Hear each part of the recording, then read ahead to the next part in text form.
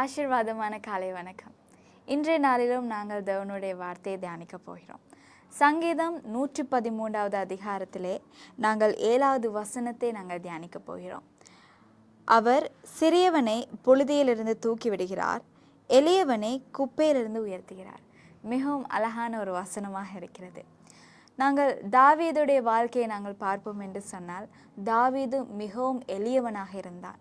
அவன் ஆடுகளை மேய்க்கிறதான ஒரு மேய்ப்பனாகவே இருந்தான். ஆனால் ஆண்டவர் அவரை தெரிந்தெடுத்து அவரை ராஜாவாக உயர்த்தினார்.